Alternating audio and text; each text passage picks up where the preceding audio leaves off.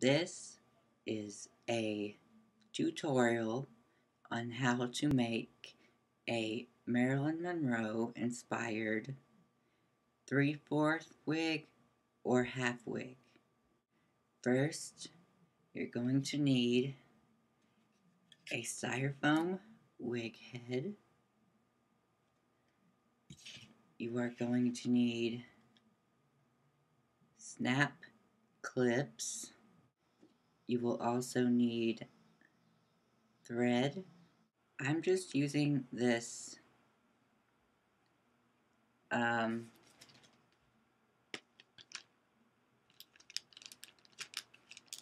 spandex cap, and it's basically a dome cap. Anyway, that's what you will need, and I definitely recommend using one of these spandex caps because they are more durable and the wig will last a lot longer. Of course, you are going to need hair. This is M613 by New York Queen, and it is 100% human blended hair. And I also bought a pack, same brand, same color, but this is fine human hair. But yeah, that's what you're going to need. And so let's get started. Make sure the cap fits your own head and see how it fits and how you're gonna want it on your head or on a mannequin foam head when you are sewing the wefts on. So basically right now it looks like that. And then after that, you want to start sewing on your combs or clips. As you can see, I have already sewn on 5 of the clips. The next thing I will be doing and showing you how to do is getting the custom cap to fit your head right, because since this is a half wig, or probably more like a 3/4 wig, it'll go up to maybe there on my head, and you can see this comes down really far, basically to the eyebrows, and it does on my head as well. I think I can actually fold it over and sew so it fits my head the way I want it.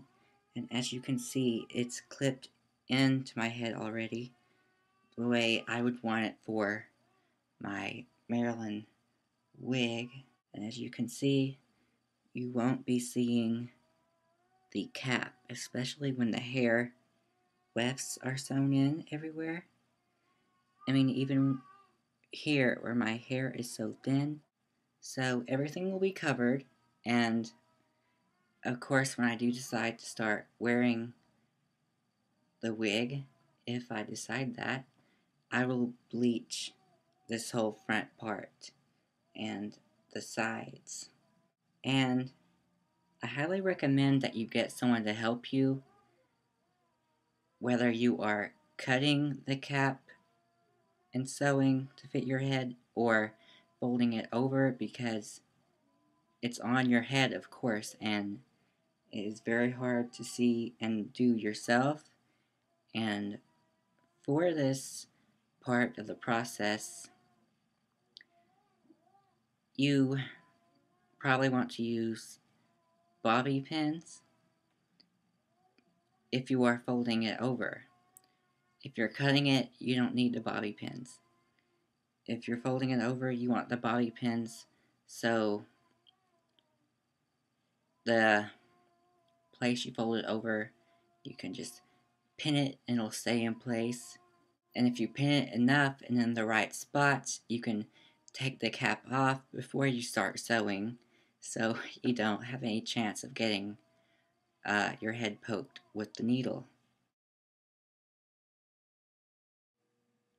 Okay, here the cap has been folded over and it is being pinned down, and after it's been pinned, the sewing will start.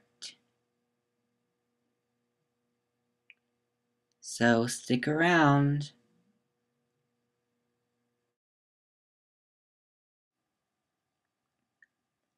Here we are sewing where we folded over the cap after it was pinned so it will fit my head perfectly,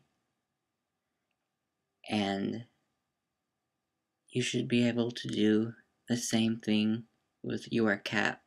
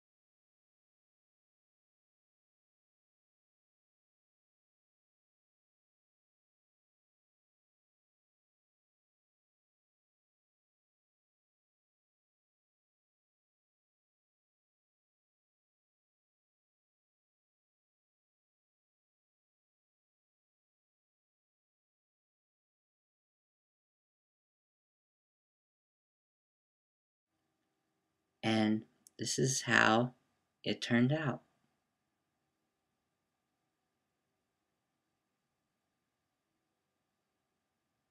I have decided that for the first row, I'm going to use the fine human hair, and I'm going to use it to start the back and measure from about, you can see,